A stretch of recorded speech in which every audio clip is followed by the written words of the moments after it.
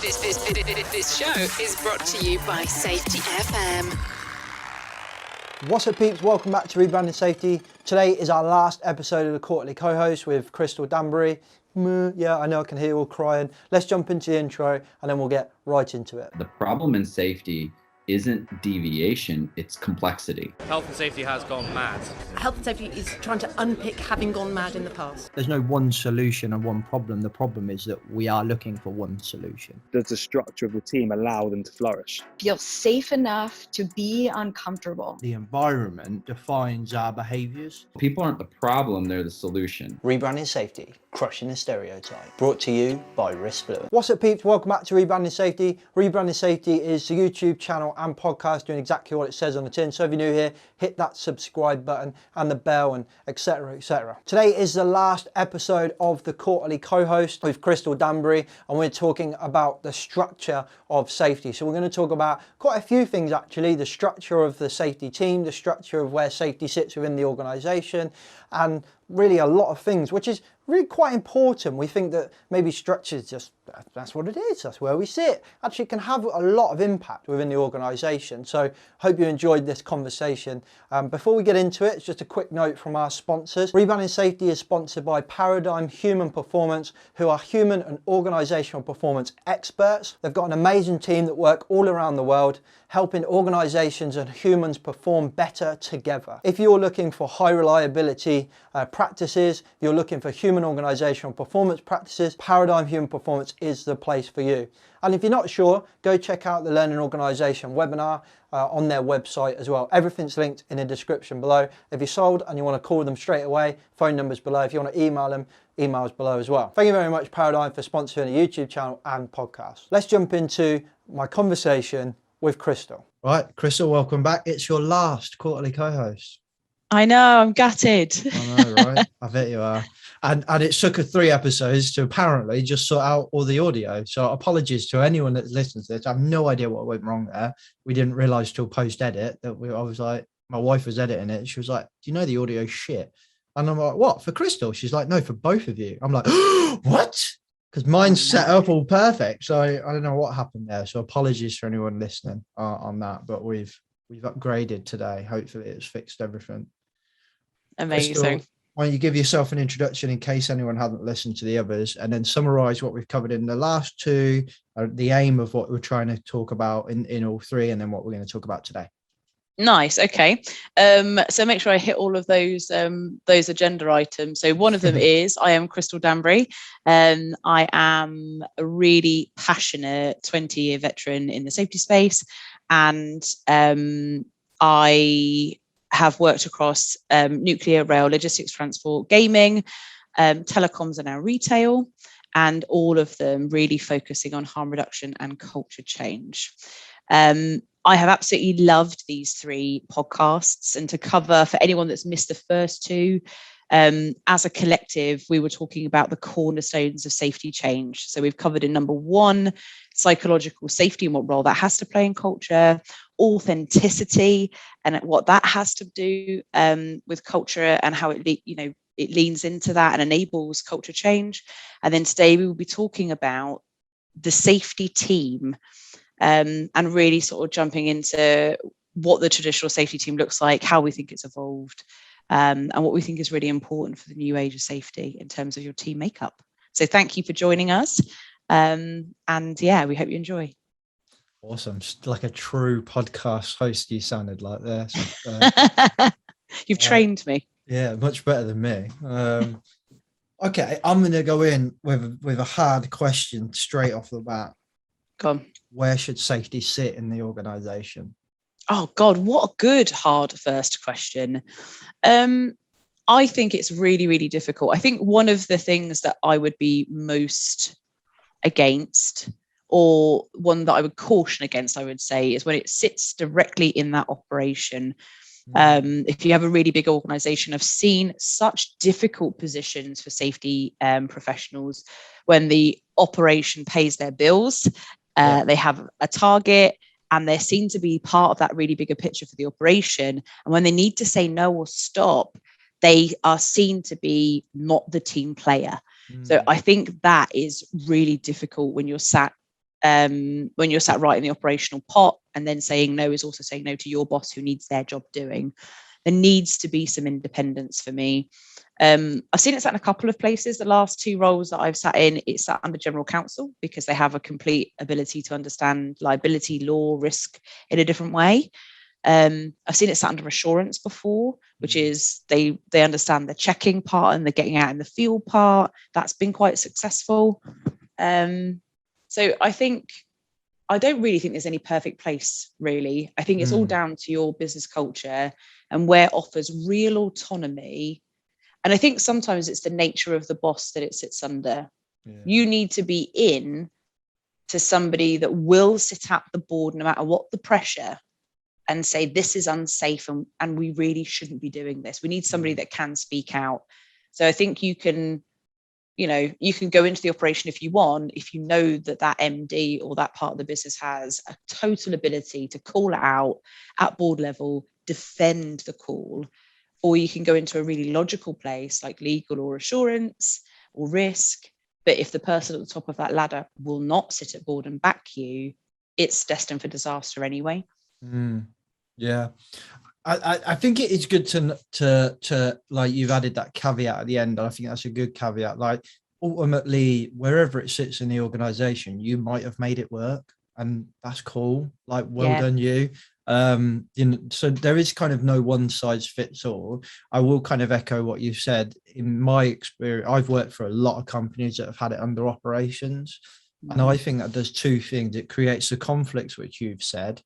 And it also communicates to everyone who's not in operations that safety is not important to them because they're not in operations. So I'm like, my kind of scope as my role is a bit weird. If I'm in operations, does that mean I don't do anything else like a head office where they're all shared services, for example? So yeah, I think operations is I've always struggled with it sitting under operations. Interestingly, in the Safety Sucks book by Sam Goodman, the Hop Nerd, is that's such a long name. Like, I feel like if he gets remarried, they should use that full name. Do you, Sam Goodman, the Hop Nerd, take? In his book, he goes in on safety sitting under HR and says it should never be like that, because he sees HR as the people that do the disciplining and stuff like that. And fundamentally, if you're trying to be more of a learning, understanding, empathetic safety professional, then if you're in the same department that does the disciplining, you can't do that. And then I think we read that, and that was our first Project Mollitiam book club, but we read that. So it was a bit before you joined us in the community. And actually it was interesting. There was a bit of a conversation around that where some, disagreed with that and said, I've seen it work. And then some were like, well, HR are the devil, blah, blah, blah. So it's interesting that ultimately I do think that you can make it work wherever. And it does depend on the leader, I think. I think the really interesting thing about this is there are, I think, some places that it would be fundamentally, I want to try not to be inflammatory. I think HR would be a bad call, purely because of like you say, the types of things that they do. When you're trying to, in culture, when you are trying to navigate open conversation, and you are trying to navigate trust, and you're going to hear things that are not by the book because you need to learn them to create the change. When you are whoever you are sat under, you have to understand that casts a shadow. It casts a shadow of your purpose. It casts a shadow of what the organisation consider you to be. And the same organisation that handle grievances, disciplinary dismissal, contract negotiation are the same ones that are going to come in and ask you how you really do your job. Yeah, be honest with us.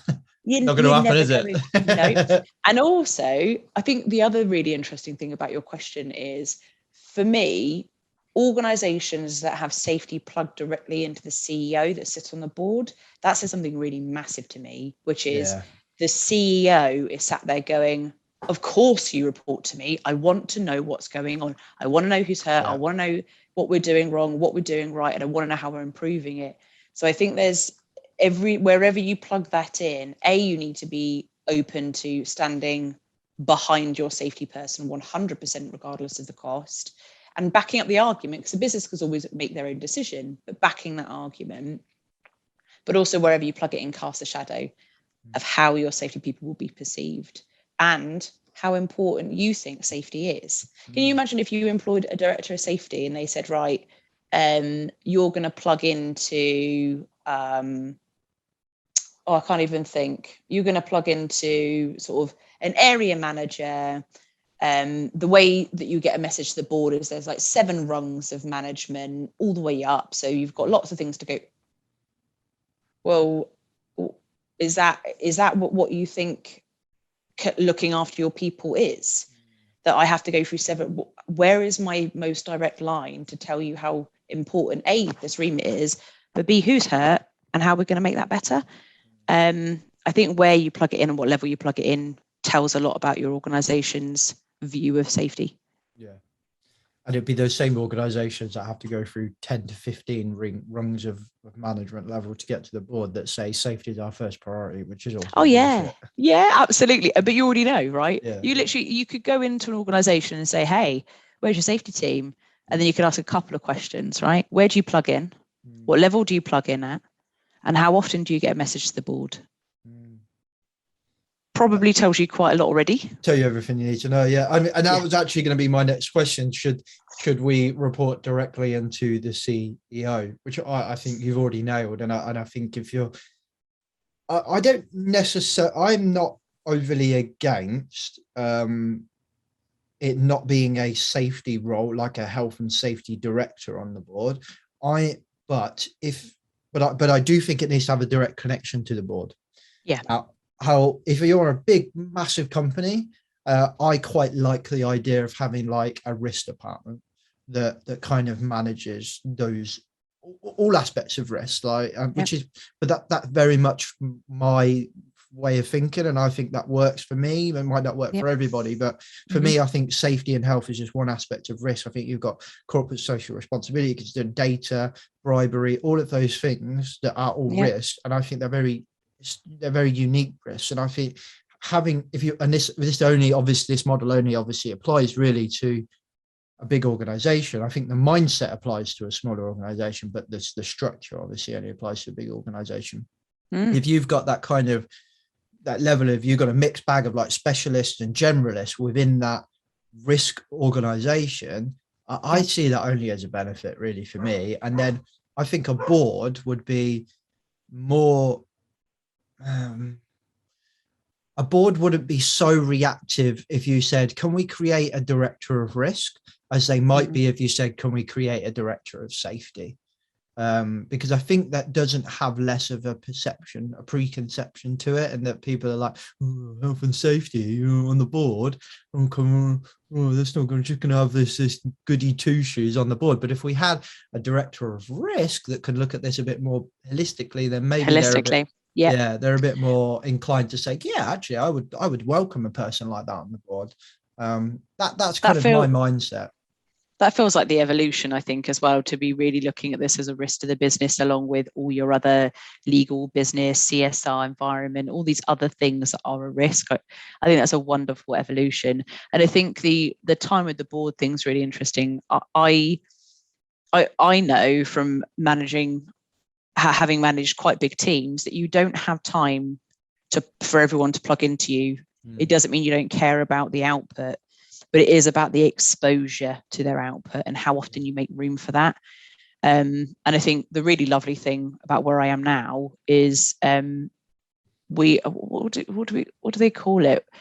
My boss, who works for the CEO, has a one-to-one, but it's a group one-to-one. So all his DRs go in and we have like a 6-to-1.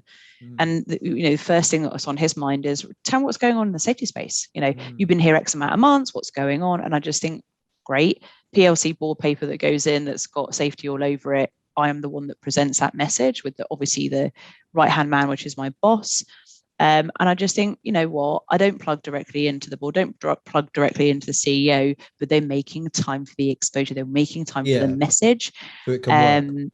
For sure. But I love that. I've actually posed that a couple of times at different places about that holistic risk piece, because it is just risk to people. You've got risk to people, risk to business, risk to finance, risk to environment. Put it together, one major amazing direction on that piece, and drive reduction across the lot.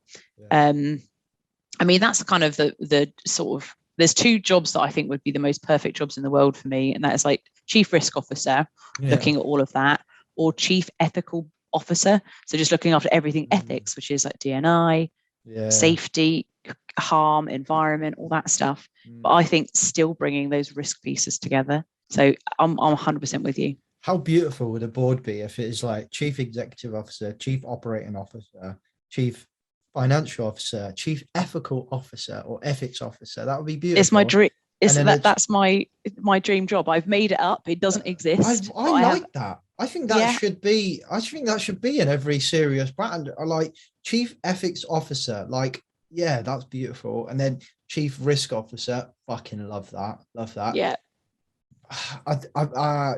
You know, head of HR probably sits on there as well. I don't know what you call them. Chief people officer. I'm not sure. I'm not a fan of calling HR people, like the head of people, because I think that for me, it seems like it's a really, it's like, and again, this feels like I'm tarring HR with a brush, and I've never worked in HR, and I've worked with some amazing HR professionals. I work very closely now with a HR professional that gets it. Like, she's so good.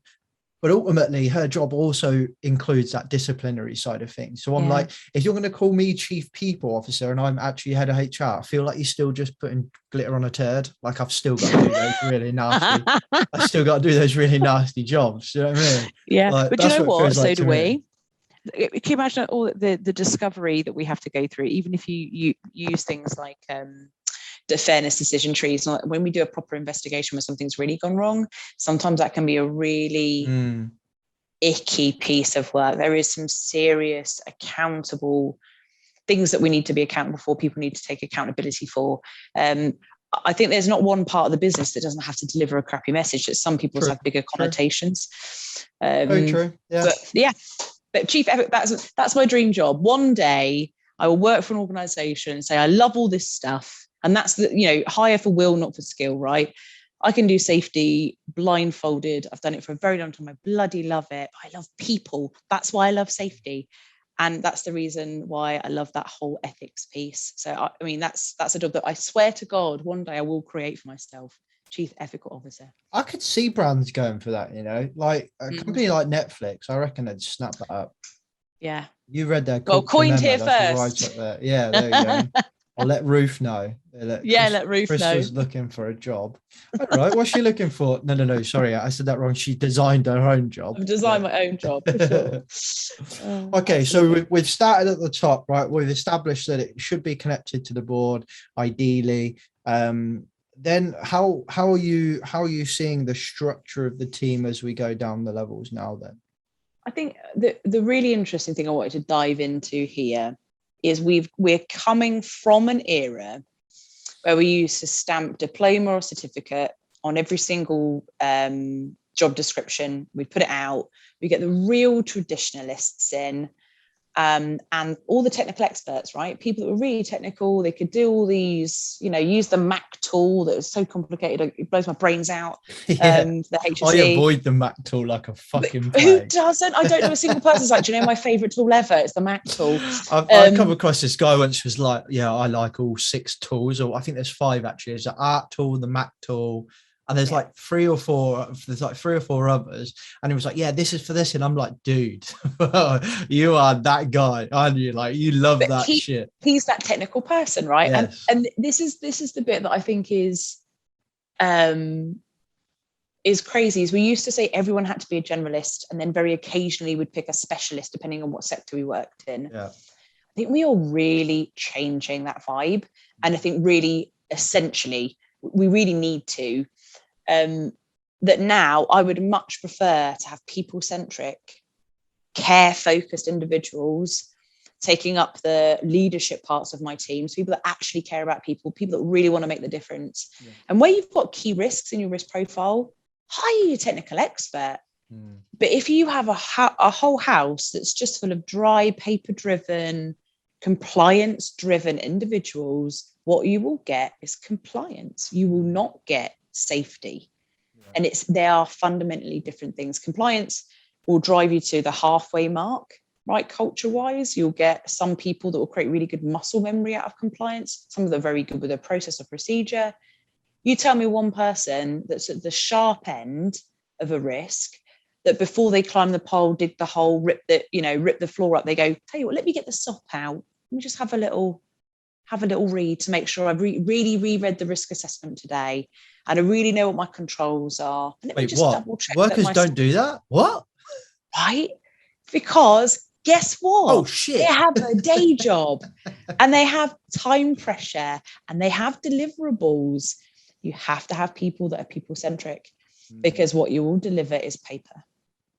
Yeah, I mean, I kind of, for me, I think if you've got that kind of, and I think the profession needs to redesign themselves, not just within a, you know, we're talking about a big company that's got a lot of resource, and we're talking high level, and obviously maybe we'll talk later about what that looks like in a smaller company.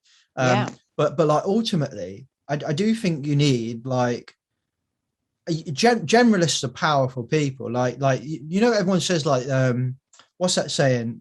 Master of what's Jack of all trades, master of none. Jack of all trade, master of none, right? And people stop the saying there.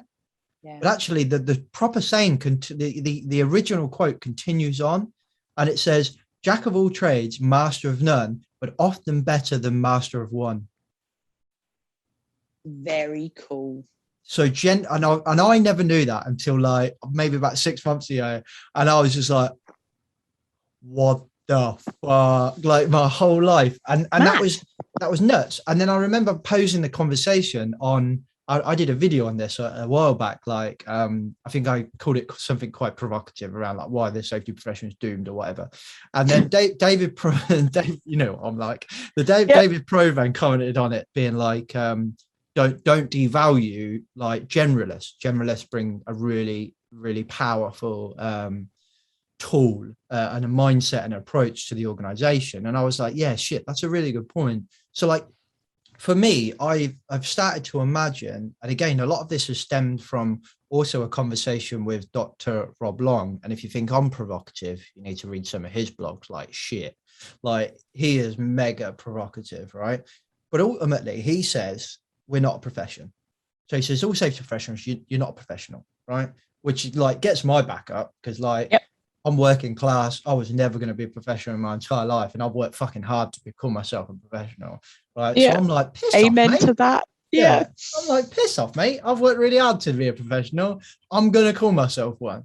But when I interviewed him and I challenged him on it, his point was he was like, when I think about a profession, I think about like the healthcare industry, and we were talking, and he said about legal and loads of other stuff. So I then, after a very long conversation, I put the conversation back to him, and I said the question back to him and said, okay, let's say, for example, the safety profession, or the risk management profession, as I would prefer to call it, was set up like this. You had general practitioners, GPs, same as we do in NHS, right? Yeah. Their job is they've got a little bit of an understanding of the kind of people side of it. They've got a good understanding of the systems kind of side of things, good understanding of the technical side of things, and then a good understanding of the compliance side of things. So across the board, they've got a good understanding of all kind of of what I would think are the kind of key components of risk management, right? Yep. So people, systems, technical, compliance. Yep. General practitioner. Their job is to go in, identify issues or problems, try and solve them like your GP does. Try this drug and then go away. Did the drug work? No, it didn't. Okay, let's try this. Escalate to your specialist. Didn't work. Now I'm going to refer you, right? Yep. So I see a big company, they have a risk department, and they have the front line of GPs, general practitioners, general risk practitioners, whatever you call them. Behind them, I see teams of specialists. I see like human performance specialists, people that can really understand human performance and how a company and behaviors work together and what that looks like. Kind of systems, as in what I would kind of think of like resilience, and looking at it from a like organizational resilience point of view. And then I'd look at technical geniuses, basically like technical geeks. So you need those. Yeah, definitely. You 100% so need them. need them. So you need people that this depends on your risk. Like, you're not going to have a technical geek for everything, but if your top 5 risks are working at height, confined space, and I don't know, maybe you do chemicals and stuff, like, you're going to have some then geeks. have those techs there for sure. Exactly. Right. So they're going to be probably going to be like a much smaller team. These teams are small teams, but they're specialists, like all of them. And then I see you have your compliance experts. So these are people that they're like in the law. They know the law inside out. Those really annoying people that I don't get on with very well at all. They're just like, the Health and Safety at Work Act was written in 1974 and section 1.2, like those people, because you need them. And then they get ISO 45001. They love it. They're in it. They get it. All that system types of accreditation and approval stuff. You're clocking I think you're clocking the exact same. So even at the beginning, when I was just like, have a whole bunch of people focus, you have to have competence, right? I wouldn't, very rarely would I bring somebody in, and I have done in one of my previous roles, that hasn't got any formal qualifications, but it just is excellent in that, say, didn't even know they were working in safety beforehand, but they bloody were. Shout out to Lee if you're listening.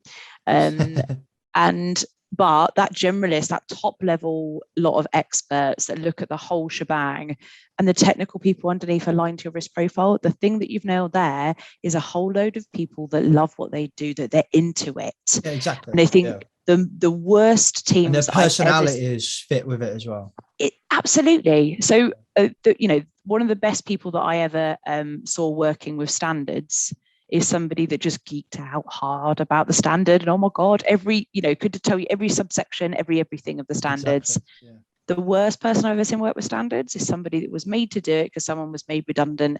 And did they ever keep their accreditations? Did they? Hell, it was always firefighting because they hated it.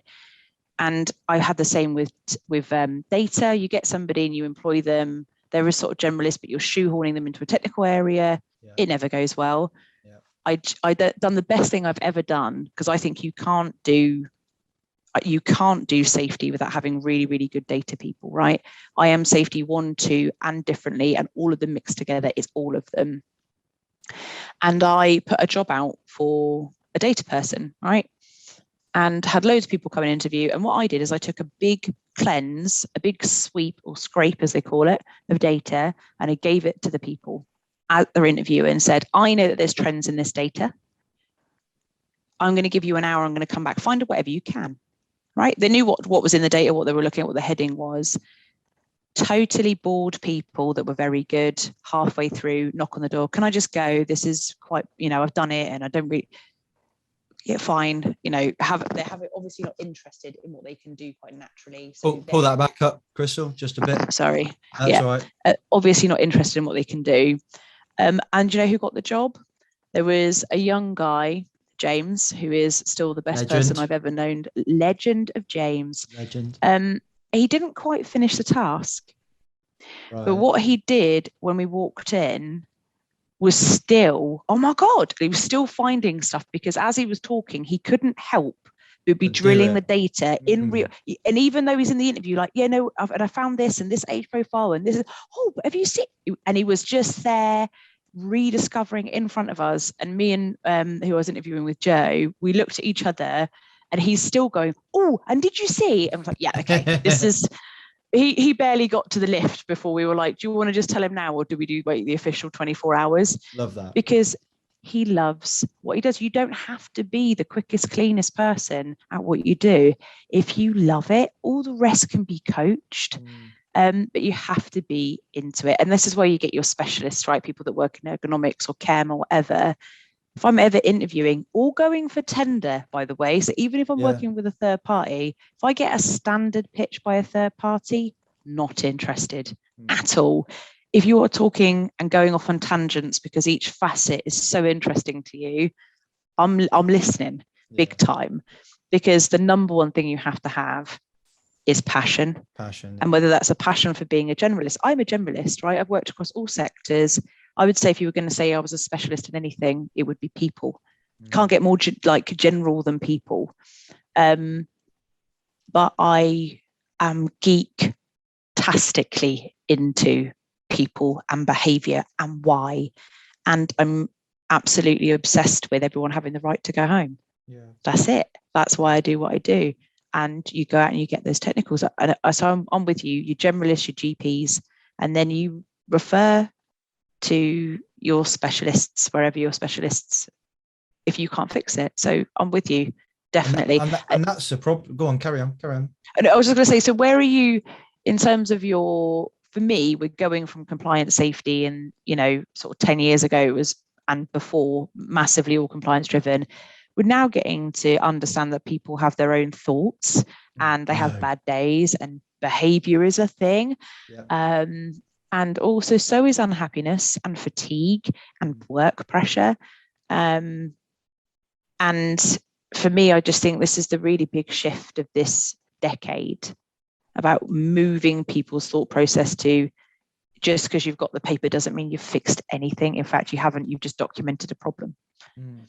And so the big change in teams now, and what you really need in a team is people focused passion, and everything well beyond compliance. Yeah, definitely 100%. And the profession as a whole needs to understand this and take it up. Like I want to see the membership organizations turn around and say, actually, we acknowledge that there's a difference between a generalist and a specialist, and we need both. And at the moment, we're just selling everyone's a generalist. And I remember doing my NCRQ not that long ago, like a year ago, and I was stubborn and said, I ain't doing that. I know what I'm talking about. Don't need no fucking badge to tell me I'm doing that. So, and then I realized, shit, no one's going to interview me. No. I know, right? Yeah. I realized, shit, no one's interviewing me because I haven't got that badge.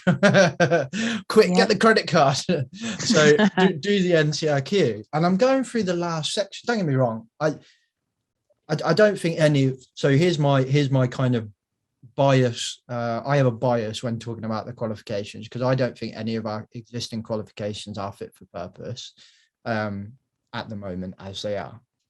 However, I will say that I have relished the change in styles that we've seen of late, with NCRQ coming out and then forcing NIBOSH to kind of re-examine where they are, and then COVID forcing them even more to re-examine how they do it.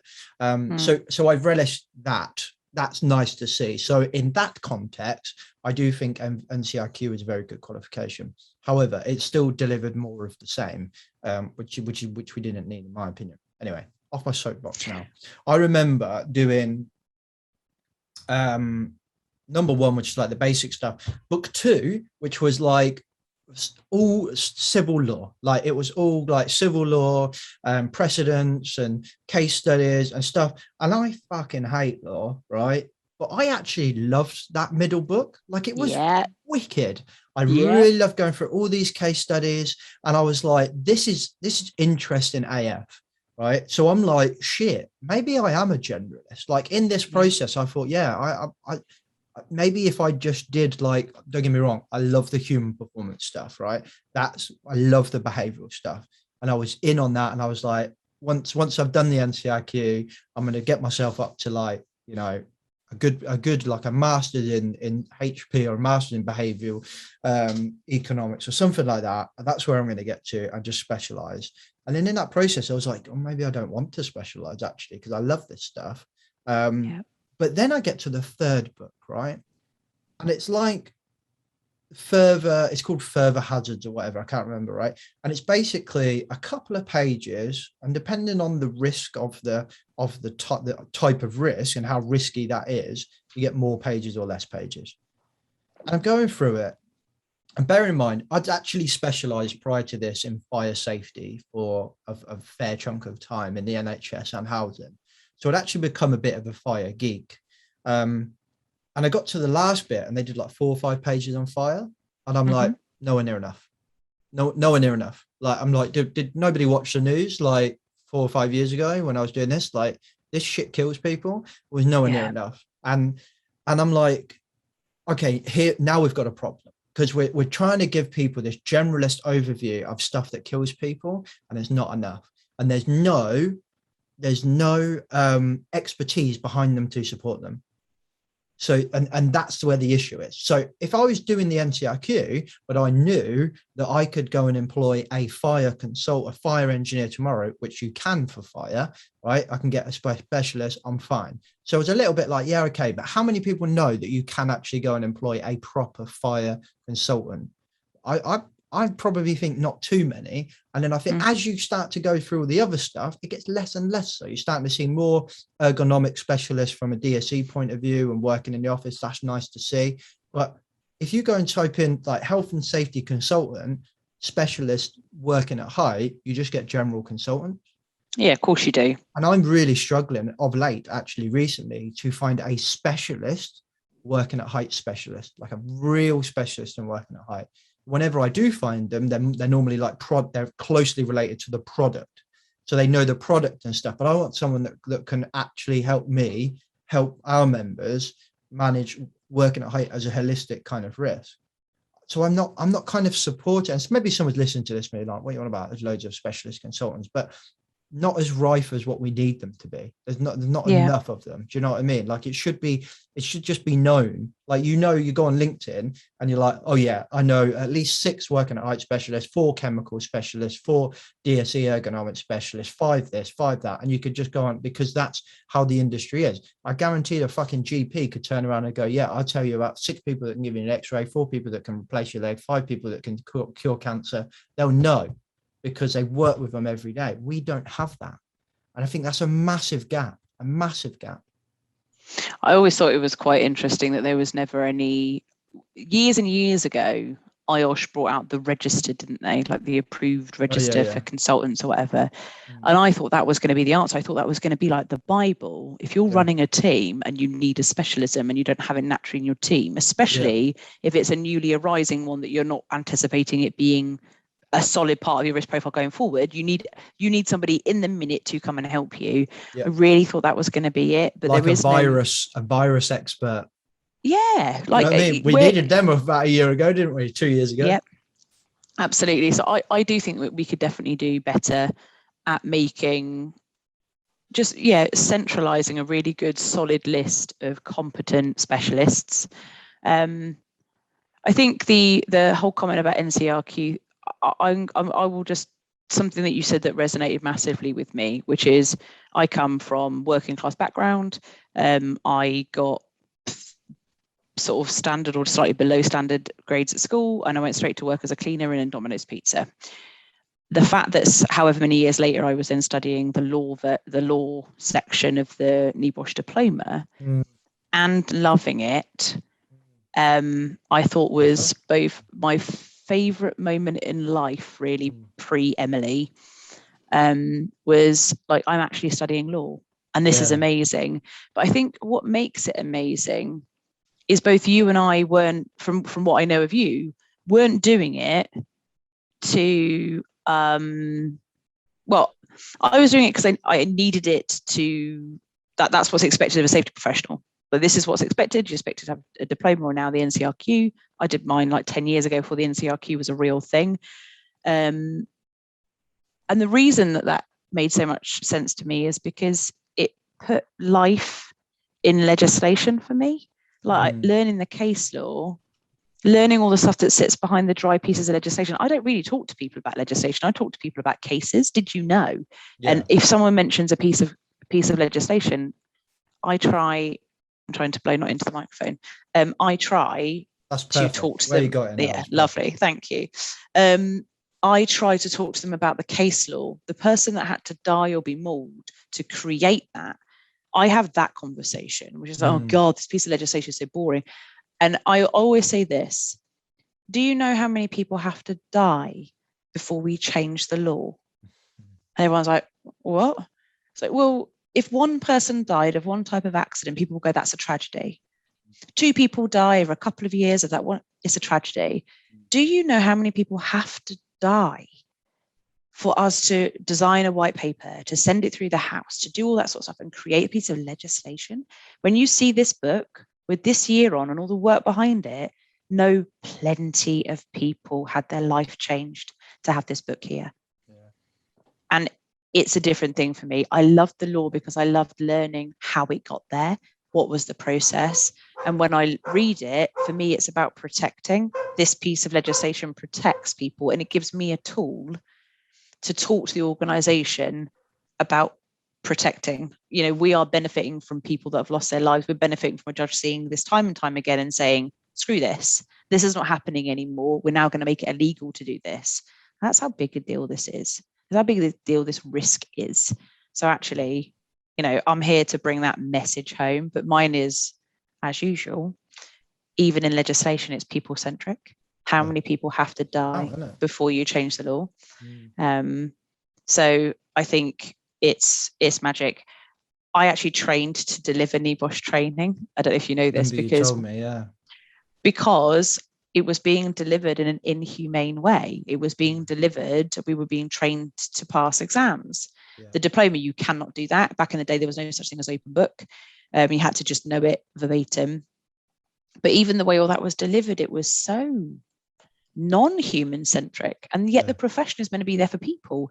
So I literally while pregnant, the whole 9 months I was pregnant, I went to college at the weekends, worked like full-time job and weekend studied to be a teacher, or like an adult learning teacher, so that one day I could teach adults not just the diploma, not just how to pass an exam, but what it means. Because I'm with you, it missed something. Like, the information I found amazing and I love the study, but there's something missing, something about people that's missing. Well, I also think that what's missing from, like, we've got that the gap in the profession, I think, but also what's missing in the actual way that we train safety professionals is that facilitation skill. Like, it's kind of, maybe less so now, but definitely when I did my NEBOSH general, because I remember thinking it, that I knew better because I'd been on a 2-week course. I know better than Bob the welder. Do you know what I mean? Even though Bob the welder's been welding for like 20 years and I've done a 2-week course and I think I know better. So what I think we do miss even now, like, you know, everyone's fucking talking about it. And no matter what webinar I go on or keynotes, you know, recruiters, everyone's talking about it. Soft skills are so important. Soft skills, this, soft skills. And it always comes with a shitty, annoying caveat that, like, don't get me wrong, technical skills are really important. Yes, they are. I'm not fucking saying that, because we're doing the technical skills. We don't have to talk about that because we're doing it. Right. Yeah. So just leave them for a moment. I don't want to hear your shitty caveat. What are you doing to enable people to have the soft skills? Because at the moment, I'm going to employ someone with a NEBOSH general and I'm going to have to coach them with the soft skills. So they can't get going straight away. They've only got those technical skills. Then someone might go, you can't teach soft skills. You can't see. No, maybe you can't. But what you can do is you can put in a book the power of kind of empathy, the power of appreciative inquiry, and what you can benefit from that. So why coming at this from a I know better point of view doesn't work? Yeah, and that's a big letdown. And I think even though you've got IOSH and the like have put it in their kind of their framework, but it's like, but what are you creating to actually give people that? What are you doing to actually tell people that this is really important? And you're not going to do a good job until you do that. Until you have that. No, absolutely. Do you know what? While you were talking, do you know what I was thinking about? The topic of team and the safety team. I was thinking about Bob the welder, and that he's part of the safety team. Every single person. I've never been out ever with an engineer in 19 years and them say, what am I trying to say? The person that knows that job better than anyone and the risks entrenched in that job is Bob the welder, is the engineer climbing the pole, right? Yeah. And actually, the best thing I ever did in terms of a safety campaign was nick Simon Senek's 1x1 policing and turn it into a safety campaign in my last job. And I put on social media internally, today is 1x1 safety day, right? And we only have to change one thing just today, and we will have changed 40,000 things. What's your 1x1 safety thing? Because you already do it, and I know you do. We had 5,000 posts. Some of them were videos of multiple people in that team. So we're talking probably 8,000 people involved in 1x1 safety, right? All telling me what they already do. They didn't need me out there telling them. I don't know how to weld. I don't know how to climb a pole. I don't know how to rip a pole out the floor or dig a hole, right? Give it a good go. But I'm not the expert. They told me how they keep their job safe. They told me your safety team is a small bubble of people that are supposed to really appreciate what is going on in real time. And as stuff starts to go wrong, we're supposed to catch it. We're supposed to dig in and understand it. And we're supposed to help fix it so everybody gets home. Yeah. We are not a bubble of people to tell an organization what to do. We are there to understand and help resolve. Yeah. Now, I don't know about you, but any team that's geared up to do that reactively, so stuff's already gone wrong, is on a hiding to nothing. Mm-hmm. And a team that is already sitting there with a whole bunch of people that say, I know best, and I'm just going to tell you, I'll write my report and send that out and let you know what's happening, but there's no resolve at the end. What are you doing? It's just wasting paper. Yeah. Don't tell me what's happening. Tell me what's going to happen. Get in front of it. And I think we fell down so much when we started seeing the safety profession as the safety experts.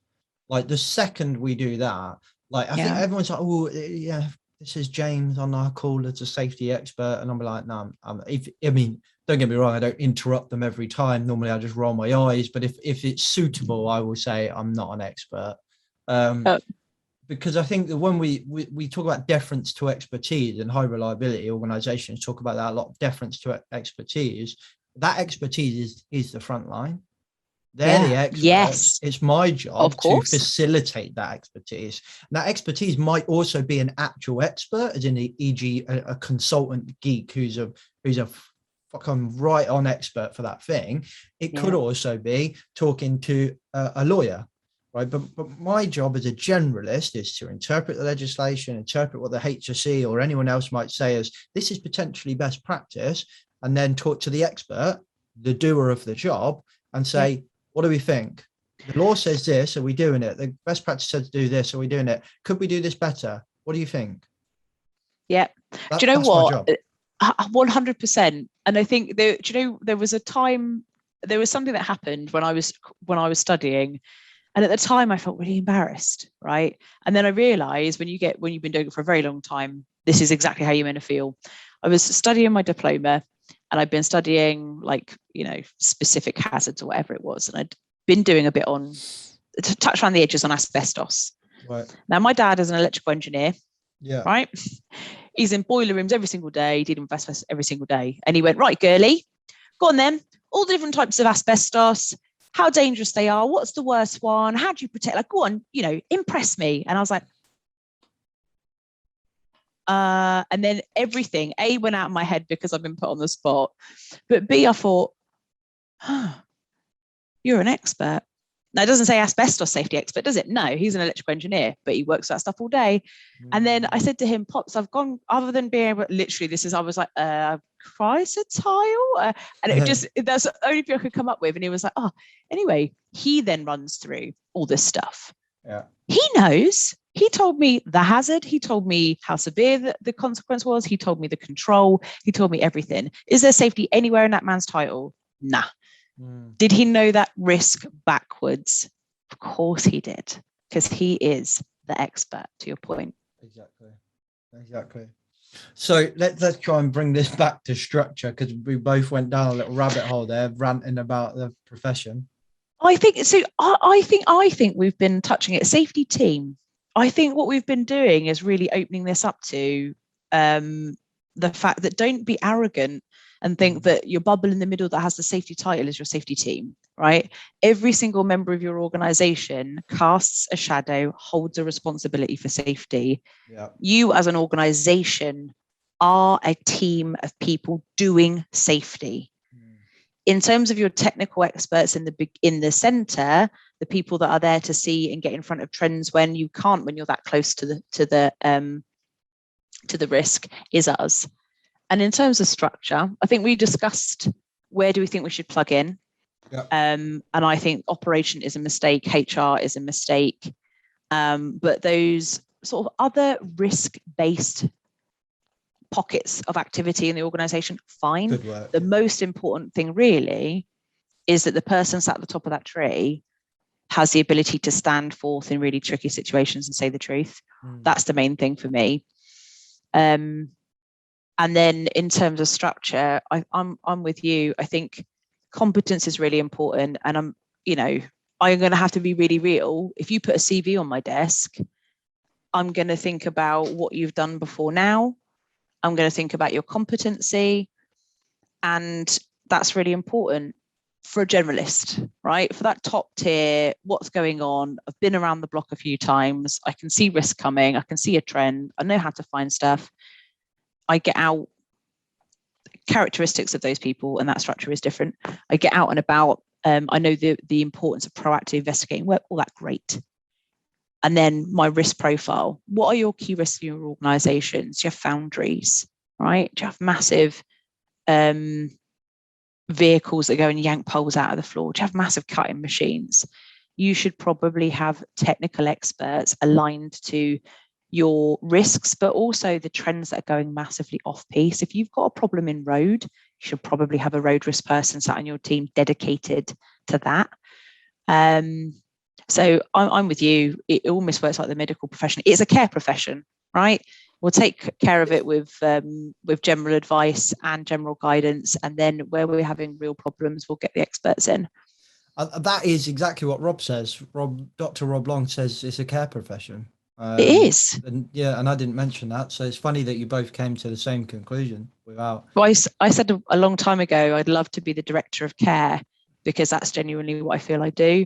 And then my friend who works in social care was like, well, you have heads of care that work with in the sort of children social housing sector and stuff that are called care. So it would be confusing. Yeah, but if you ever ask me what I do, I take care of people. That's me.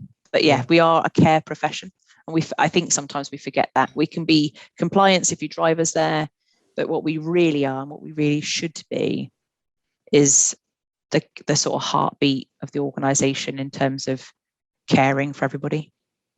One last thing I think it would be good to spend a couple of minutes on, assuming that you don't have those specialists and you're going for the bog standard safety team, e.g. head of safety, maybe a manager, and then a load of people. What are you calling your safety team? What are their names? And does it matter? So like business partners, coach, advisors, officers, whatever. What are you calling them? I wouldn't even think about what they were called. I would think about if you've literally got in your budget starting a new organisation, small organisation, a small pocket of cash, and you think, I know I need safety people, I would say one thing. You need a strategist 100% to head up that function, not somebody that's just concentrating on the specific risk, but somebody that's going to take you forward and change your organisation. So you need a safety strategist at the top. And then underneath that, and it doesn't matter how you structure it as far as I'm concerned, you need a couple of things. You need 100% the reactive view, right? So somebody that's going to go out, is going to chunk that data down, go find it, is massively interested. You need someone to resolve what they find, right? So what's your change group? What's your action group? And then you need somebody that's proactive. So that could be your assurance, right? Whatever that is, go out, proactive investigation, typical assurance audit, whatever you want to call it. You need proactive, reactive, proactive reactive, and resolve. They're the three things you need to make sure happen in your team. And you can call them whatever you want, and they can have whatever specialism wrapped into that. But are you looking reactively and taking care of that and learning? Are you dealing with it proactively and getting out in front of your work and seeing what comes and looking out to other organizations? And are you resolving what you find? That would be me. I like that. So for you, it doesn't matter if you call it like safety officer, not bothered? No, safety coach. I mean, there's some really great things, safety officer, safety coach, safety leader. Lots of people do different things. My thing is no, and actually it's dictated by essentially the DNA of your organization. If you're working in an industry that is fairly command and control, they might react to certain titles better. Because also you need to make sure those people can communicate on a level with the people they have to. So the job title should just be appropriate for your culture and the type of industry that you're in. Yeah. The main thing is what they're doing. Yeah, exactly. And that was going to be what's going to finish on there. Like I have worked for an organization where I've been called a business partner, and a business partner for me would be a more forward thinking title. It implies that you're partnering the business and helping them. You're more of a facilitator, not an officer, which to me implies command and control, right? Yeah. Interestingly, the job was right up there in officer, because that was the culture of how they approach safety. Like it was, so we were called business partners, but we weren't. We were auditors. That's what we were. We Yeah. were auditors. We didn't really do any business partnering whatsoever. We only went to site to audit them. It was fucking horrible, if I'm honest, but it was it was just, it wasn't that. So ultimately, I am not a fan of calling them officers, if I'm honest. However, it's funny that I'm not a fan of calling them officers on the shop floor, but I've kind of just fine with the board being called officers, even though it's the same word. So Yeah. I've kind of got a bias there, obviously, that I haven't really worked out. I've only just kind of realized that in this conversation, which is strange. Yeah. But like, I'm kind of now sitting here reflecting on why am I okay with office being on the board but not on the floor? Is it because they're the direct connection to the workforce, or what? I'm really not sure. But ultimately, it really doesn't matter. If I'm the safety officer, that might give me an indication that the company is a bit more command and control. But if Yeah. I'm there and the guy or girl is not that way inclined, man, I don't give a crap what you're called. Yeah. I Amen. really don't. I'm not against advisor. I quite like the title advisor. I thought it worked. Like I'm Yeah. here as I'm the safety advisor. I come here to give you safety advice. I think that works quite well. If I'm Yeah. honest. I mean, if you really had time on your hands and you were building it from scratch, the beautiful thing is you could go out to your workforce and say, this is the purpose of the role, right? We are here to look after you. What do you think the role should be called? Yeah. Yeah. And I get that, like, words create worlds and stuff like that. And I understand that. But like, I'm also a bit like, picture paints 1,000 words. Do you know what I mean? Like, it's your actions speak louder than words. And I just think, like, you can call me an officer all you like, but like, if I go into the shop floor and I'm partnering with them, my title doesn't matter. I No, it don't know. doesn't. Maybe it does, maybe it doesn't. But yeah, If it's going really well, you'll never ever think about the title anyway. Someone will be able to walk into an office and say, James, I've got an issue. Do you want to come have a look? exactly. But I do think the most important thing, which really we covered this actually really comprehensively in well, actually we didn't cover it comprehensively. We questioned it a few times in the first quarterly cohort. We had Laura, and me and Laura kind of jointly interviewed a load of business leaders. They were not safety professionals. They were like CEOs and MDs and stuff like that. And I asked them all roughly the same question: why is safety struggling to get on the board? Like, what do we need to do to be on the board? And kind of didn't really get a good answer out of most of them. And I think one of them had it in reported into the top of the organization. And ironically, it was a trade association. And the first time I have ever been in a role where safety is reported direct into the top of the organization is my role right now at a trade association. So I thought, how weird is that? That's How very funny strange. is that? What does that say about the culture of trade organizations? That's interesting. That is interesting. Yeah. Because it is. And I've only just realized that as well. But ultimately, I think, Crystal, that is the most important thing. Some form of risk management that's connected to safety, be that head of safety, head of risk, whatever. I think that safety needs to have a direct connection to the top of the organization. Absolutely. Of course it does. Yeah. That's a couple we said at the beginning, didn't we? That's it casts where you plug it in and who you have sat there casts the shadow about how you value it. So 100%. Yeah. I think that is the most important thing for me. And interestingly, it's a shame that we didn't get onto this, and we're going to run out of time because unfortunately I'm back to back today. But it's interesting that in his book, talking where he talks about culture, Carsten actually says a lot of the time structure is what we're talking about when we talk about culture, and that the structure of an organization is kind of like a big factor within the organization's culture, which I'd never really thought about before. But like, when you think about it, you're like, yeah, it does. And we've kind of touched on that today. Like, the culture and the impact of the safety team might be affected as to where they report into. Yeah, absolutely. So, yeah, it's interesting. Amazing. Well, Crystal, I've had a really good chat with you these last 3 episodes. We've both been really busy, so we tried to cram these in. So they're probably some of the shorter episodes I've ever done, which is a shame because I could talk to you forever. Okay. But thank you very much for coming on. Do you want to give a shout out to your podcast still going? You still doing your podcast? Yes, I did a couple of episodes and I need to get back on it actually. Somebody gave me some. Yeah, so I've got a podcast on Anchor called Why Should I Care? And then just going through sort of typical work-related or ethical things, just discussing whether we should care about them at all or whether we're made to care about them. And then if they want to see more about me in general, I've got a website, www.crystaldanbury.co.uk. I did not know that. There you go. Checking that out. Links to that will be in the description, that's for sure. So, but yeah, that's me in a nutshell. But if anyone ever wants to get hold of me, as I said on the last couple, LinkedIn is a really good place. I'm quite active on there. And they can talk to you every Wednesday or Friday at Project Mollitiam, can't they, Crystal? Of course they can. I wax can. lyrical about Project Mollitiam. So 100%, if you want a really forward-thinking organisation or community, I call it a safety community to join, troubleshoot, see how we feel, really progress things and to change your mind, or alter your mind or progress your thinking in safety, then Project Mollitiam is the place. I don't even need to do the advert at the end of the episode now. Thank you very much, Crystal. Thank you very much. And lovely to join you, James. Thanks for the time. Okay, peeps. Hope you enjoyed that conversation with Crystal. Unfortunately, that is the last one of the quarterly co-host, and it's the last quarterly co-host of this year.